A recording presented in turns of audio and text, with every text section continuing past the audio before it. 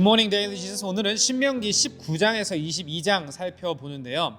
신명기 19장 이후로부터는 이스라엘 백성이 지켜야 할 각종 사회적 규칙에 대해서 이야기를 해줍니다.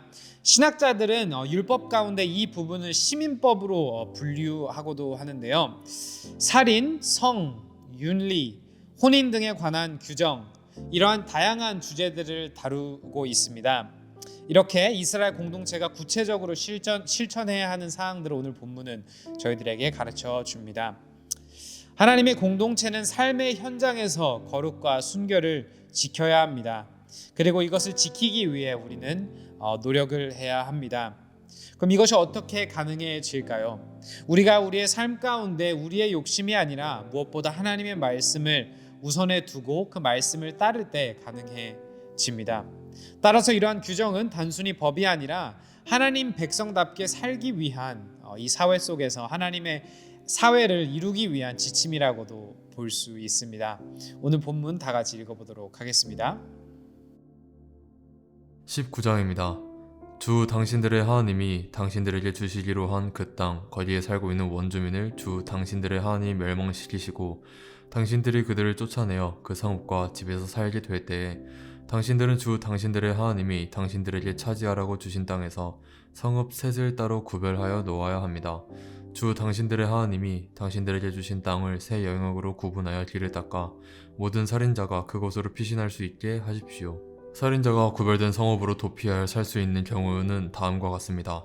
일찍이 미워한 일이 없는 이웃을 뜻하지 않게 죽였거나 어떤 사람이 이웃과 함께 나무하러 숲속으로 들어가서 나무를 찍다가 도끼가 자루에서 빠져나가 친구를 쳐서 그가 죽었을 경우에 죽인 그 사람이 그 구별된 세 성읍 가운데 한 곳으로 피신하면 살 수 있습니다.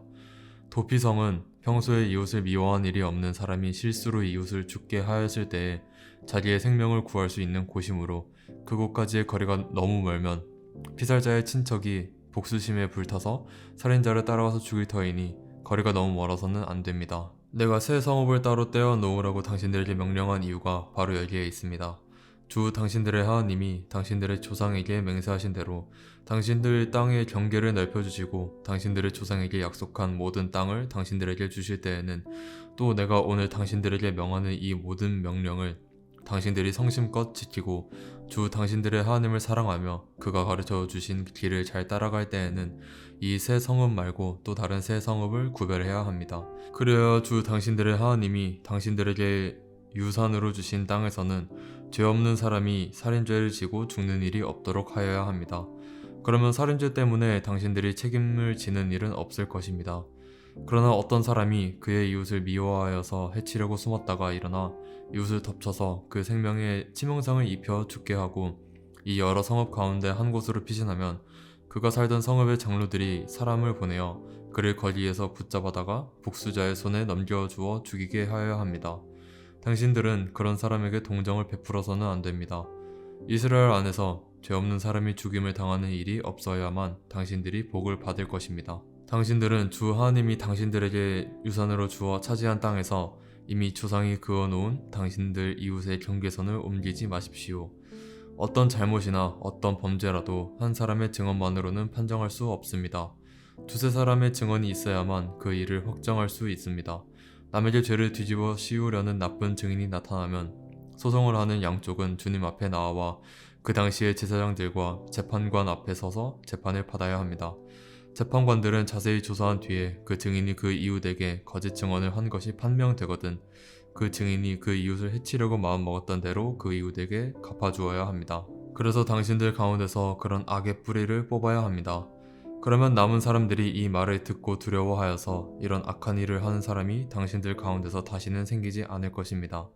당신들은 이런 일에 동정을 베풀어서는 안 됩니다. 목숨에는 목숨으로, 눈에는 눈으로, 이에는 이로, 손에는 손으로, 발에는 발로 갚으십시오. 20장입니다. 당신들이 적군과 싸우려고 나가서 당신들보다 많은 적군이 말과 병거를 타고 오는 것을 보더라도 그들을 두려워하지 마십시오. 이집트 땅에서 당신들이 인도하여 주신 주 당신들의 하나님이 당신들과 함께 계십니다. 당신들이 싸움터에 나가기 전에 제사장을 불러서 군인들에게 격려의 말을 하게 하여야 합니다. 제사장은 군인들을 다음과 같이 격려하십시오. 이스라엘아 들어라.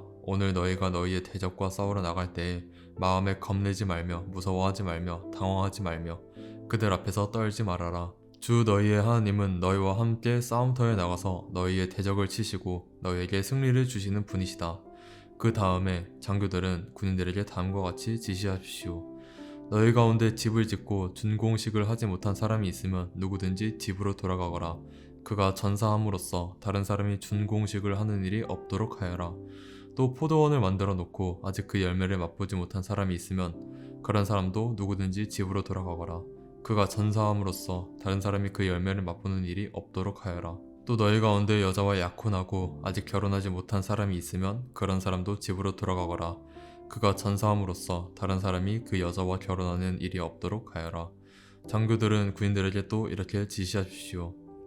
전쟁이 두려워서 겁이 나면 누구든지 집으로 돌아가거라. 그런 사람이 있으면 다른 형제의 사기만 떨어진다.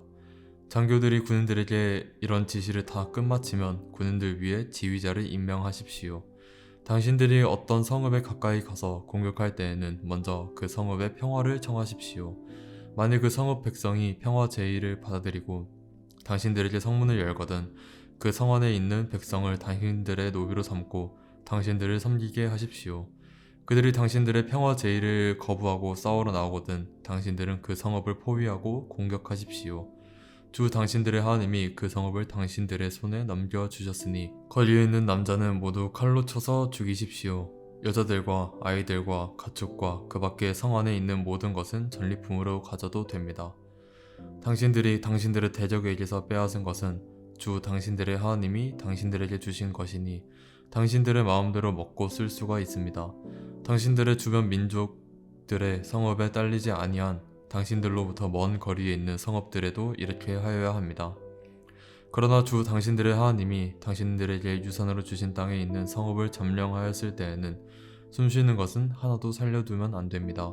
곧 햇사람과 아모리 사람과 가나안 사람과 브리스 사람과 히위 사람과 여부스 사람은 주 당신들의 하나님이 당신들에게 명하신 대로 전멸시켜야 합니다.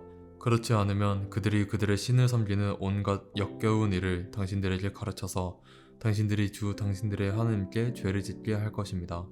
당신들이 한 성읍을 점령하려고 둘러싸서 공격하는데 오랜 기간이 걸리더라도 거기에 있는 과일 나무를 도끼로 마구 찍어서는 안 됩니다. 과일은 따서 먹도록 하십시오. 그러나 나무를 찍어버리지는 마십시오. 들어있는 나무가 원수라도 된단 말입니까? 어찌 그 나무들을 포위하겠습니까? 다만 먹을 열매를 맺지 못하는 나무는 당신들이 알고 있으니 그런 나무는 찍어도 좋습니다. 당신들은 그런 나무를 찍어서 당신들과 싸우는 성읍을 점령할 때까지 성읍을 포위하는 데 필요한 장비들을 만들어서 쓰도록 하십시오. 21장입니다. 주 당신들의 하나님이 당신들에게 주셔서 차지하게 하시는 땅에서 누구에게 살해되었는지 알 수 없는 사람의 주검이 들에서 발견될 때에는 장로들과 재판관들이 현장에 나가서 그 주검 주위에 있는 성읍들에 이르는 거리를 재십시오. 그 주검에서 가장 가까운 성읍이 있을 터이니 그 성읍의 장로들은 아직 멍에를 메고 일한 적이 없는 암송아지 한 마리를 끌고 와서 물이 흐르는 골짜기, 갈지도 심지도 않는 골짜기로 그 암송아지를 끌고 내려가 물가에서 암송아지의 목을 꺾어서 죽이십시오. 그때 레위 자손 제사장들도 그곳으로 나와야 합니다.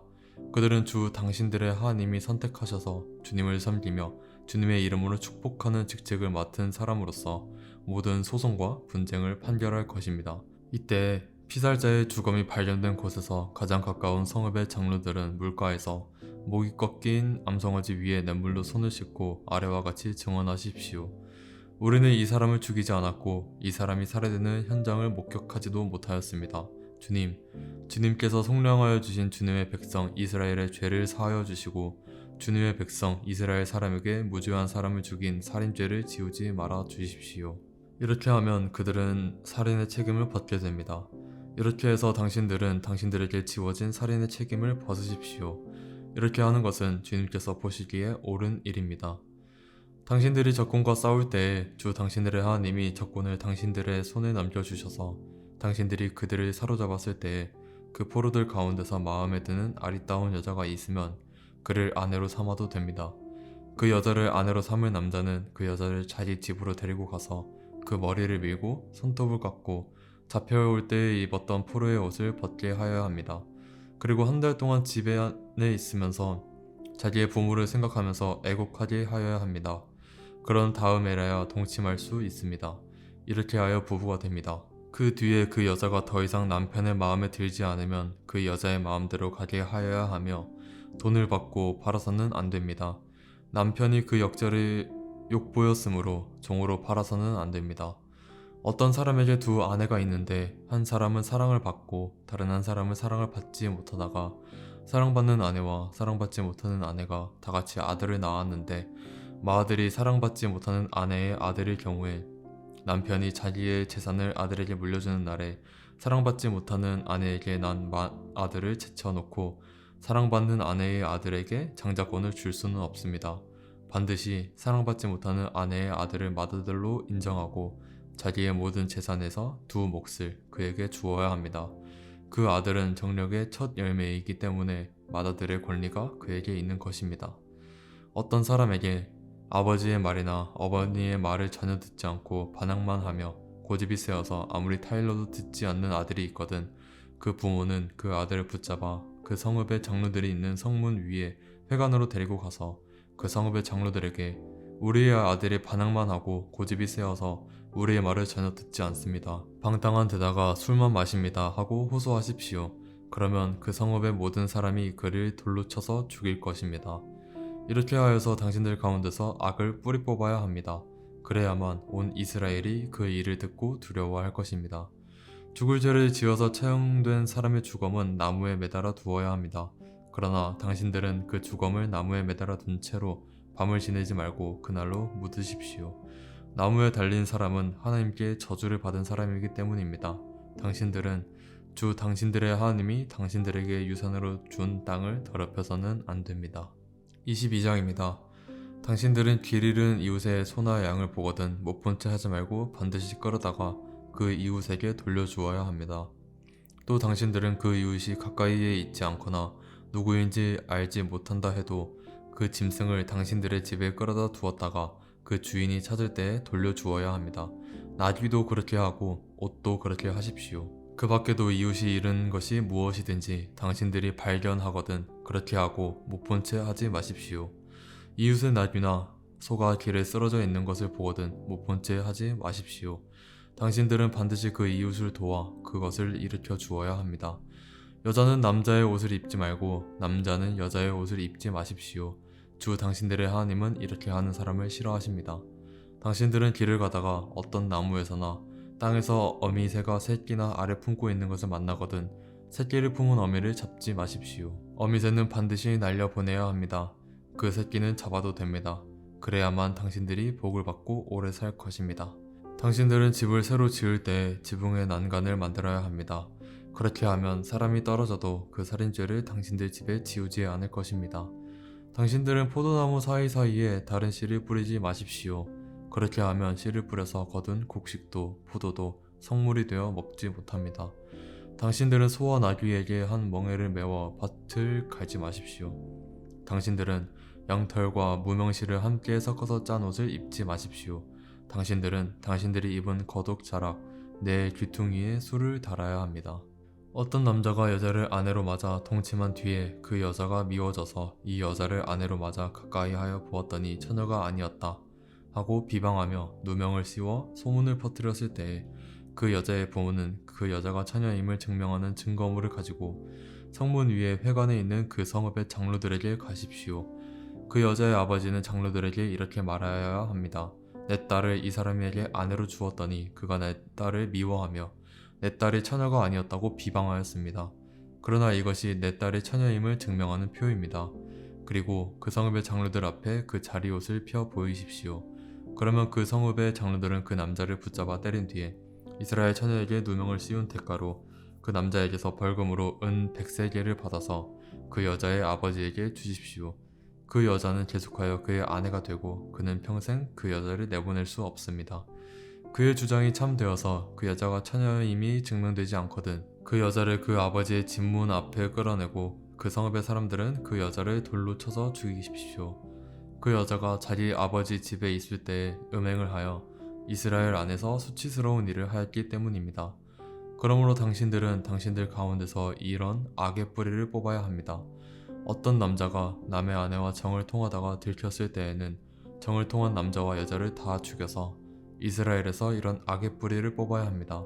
한 남자와 약혼한 처녀를 다른 남자가 성 안에서 만나서 정을 통하였을 경우에 두 사람을 다 성문 밖으로 끌어다 놓고 돌로 쳐서 죽여야 합니다. 그 처녀는 성 안에 있으면서도 소리를 지르지 않았기 때문이요. 그 남자는 이웃의 아내를 범하였기 때문입니다. 그리하여 당신들은 당신들 가운데서 이런 악의 뿌리를 뽑아야 합니다.